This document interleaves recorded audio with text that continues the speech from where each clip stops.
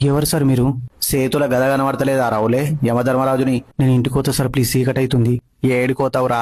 Lorry గుద్ది చచ్చిపోయినావు నువ్వు. 3 రోజులు కోమాలుండి ఇయ్యాలనే పానం ఇడిచినవి. ఇక నీ జీవితం మొత్తం ఈయన్నే. పొద్దుగల నూనెల గోలిస్తాం, మధ్యాహ్నం కొరడ దెబ్బలుంటాయి, ఇక రాత్రి ముళ్ళ కంపల మీద నడుచుకుంటూ ఉంటదిరా. మరి బుజ్జి? బుజ్జోతిరా, 2 జల్లు ఉంటాయి, లంగ జాకెట్ వేసుకుంటది. సారీ రా, అది ఇంకా 70 ఏళ్ళు బత్తదిరా.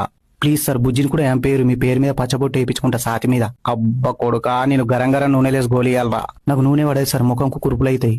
పామాయిల్ కాదు రావులే, పల్లి నూనె. మేము బజ్జీలు కూడా చేసుకుంటాం అదే నూనెతోని. మరి అదే నూనెతో గారప్పలు కూడా వేసుకోవచ్చు కదా సార్, దసరా కూడా దగ్గరికి వస్తుంది.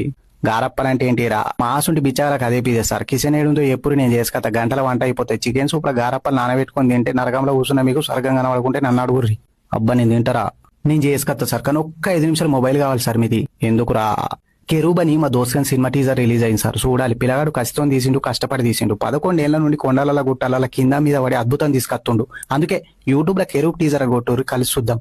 అరే ఏమన్నా ప్లీజే.